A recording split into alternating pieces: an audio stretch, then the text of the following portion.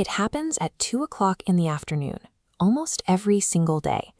You are sitting in a beautifully designed, well-lit modern office, and out of nowhere, an unexplainable, heavy physical exhaustion pins you to your desk. You naturally attribute this to your morning workload or high stress levels, so you tighten your routines.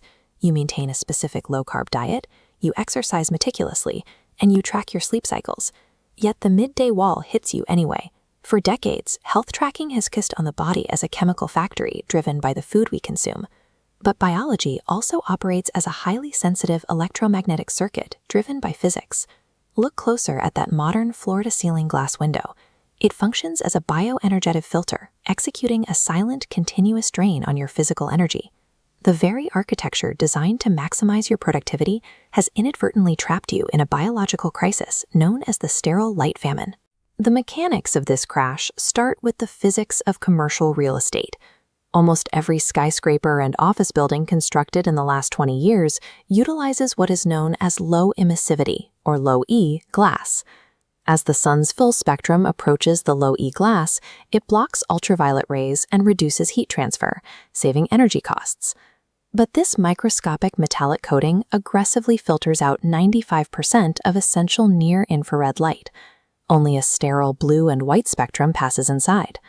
To your eyes, the room looks perfectly bright, but to your cells, you are sitting in an environment that lacks the specific wavelengths needed for systemic repair. By over-engineering our windows, we successfully saved the building's electrical power, but we inadvertently severed the human body from its most critical, non-food energy source. Zoom past the skin layers and plunge directly into the inner membrane of your cells to see exactly why this missing light matters. Your mitochondria, the power plants of your cells, are structurally designed to run on physical light. Deep inside these cellular engines lives a specific light-sensitive enzyme called Cytochrome C Oxidase. Near-infrared photons penetrate your tissues and bind to Cytochrome C Oxidase, ejecting microscopic waste that slows down cellular machinery. This acts as an accelerator, spinning the Krebs cycle to synthesize massive amounts of pure ATP energy, independent of the calories you eat. Sitting behind a low-E window all day cuts off this secondary cellular fuel line. By 2 o'clock in the afternoon, your mitochondria struggle to maintain output, resulting directly in that heavy physical crash. That missing infrared light is only half the equation. The modern indoor environment compounds the problem by flooding your workspace with isolated, unbuffered digital blue light. In nature, the sun always delivers high-energy blue wavelengths balanced with protective, healing infrared wavelengths. This chart shows the spectral imbalance of the modern office.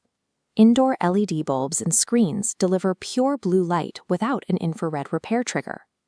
This exposure creates chronic oxidative stress in your neural pathways, contributing to systemic cortisol surges. This combination starves the cell of its primary fuel source while accelerating oxidative stress, a biological state that creates a significant physiological risk factor for executive burnout.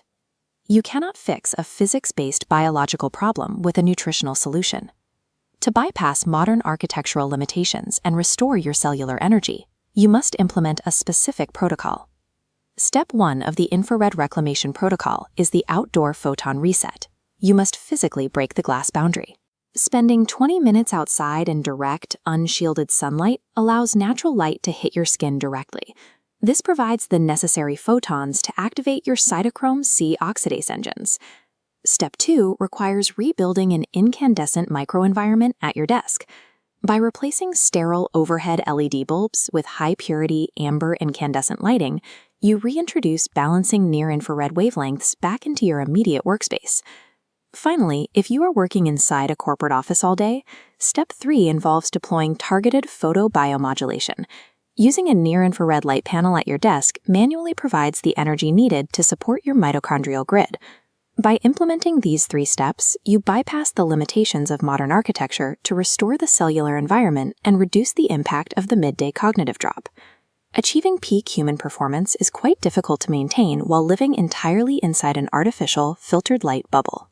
Consciously secure your natural light boundaries. Step out from behind the low-E glass and restore your natural cellular voltage.